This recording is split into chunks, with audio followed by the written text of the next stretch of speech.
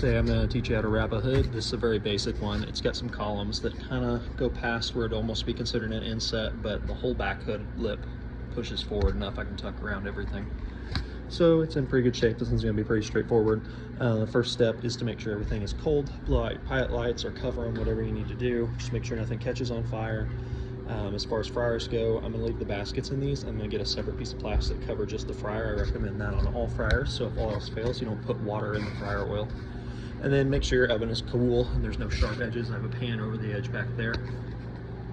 Second, we're starting with plastic. Since there's no boards needed, nothing was that hot, went ahead and cut an individual piece that's just attached and gone over the fryer like this.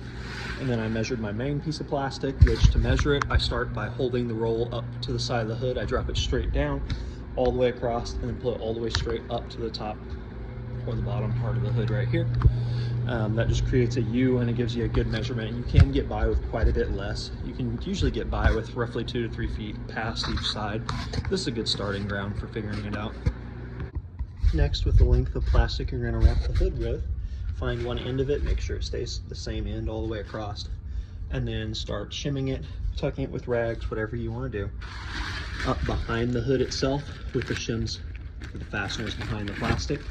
And there's no set rule how often you have to do this. Sometimes, like with screws here, I'm gonna probably have to put one on each side to hold it. But if you get it tucked a long ways up, which this, as you can see, most of my shim is gone, it's probably up about here, the plastic followed it up. So the plastic's like a good 4 inches past, which you just wanna go as far as you possibly can up in there. Still giving yourself something to grab onto though to remove your shim later. And I start in the middle and you work your way one side to the other. You can start on the corner, it doesn't matter, but just make sure and do the back wall. Don't try to wrap around the edge of the hood until the back wall is complete. Once you've worked your back wall all the way across and everything's tucked up good and back behind there, I like to go up at least a couple inches behind the side so that it's high up here. So when I pull up this way, there's no corner for it to leak on. Now with the plastic pulled out, it doesn't have to be completely shook loose, but mostly pulled out, you're going to step up and grab a corner area around here, making sure you're not going so far in that it's like underneath the hood where it's going to leak. Then you're going to pull it up and you're going to find a place to attach it. It can be a shim and a seam like this, a shim up to the drop ceiling, magnets if the hood's magnetic, it can be clips to stuff like this.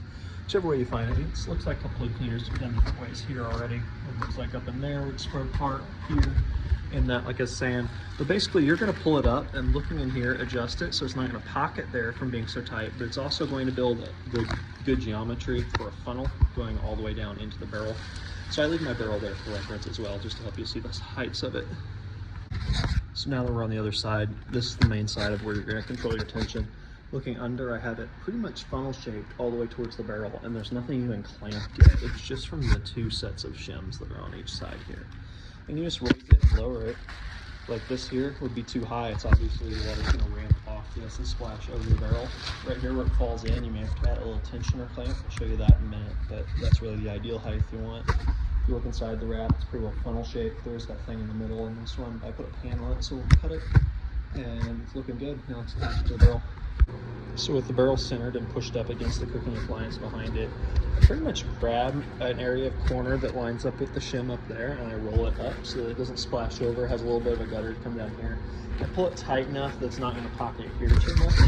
And then I can show you one-handed on this side here by grabbing this too far in, keep rolling out till I find something that goes on the outside of the hood.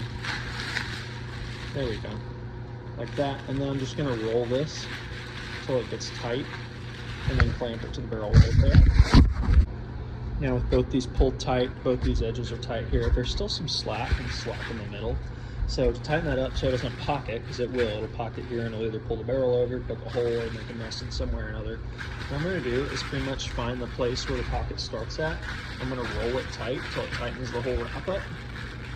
Not so much that's going to make a huge pocket here, but just a little bit. And then once I've got that rolled, then you can see the wrap's pretty well funnel-like and tight on both sides. I'm just going to put a clamp right here where my hand is, just like that. And you can see it's tight, goes all the way down to the barrel.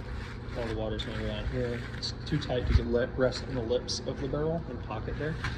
And I always suggest before you chemical, you test it with a little bit of water just to make sure where your pockets are, especially if you're working alone, you're going to do the roof first. But yeah, that's pretty much it.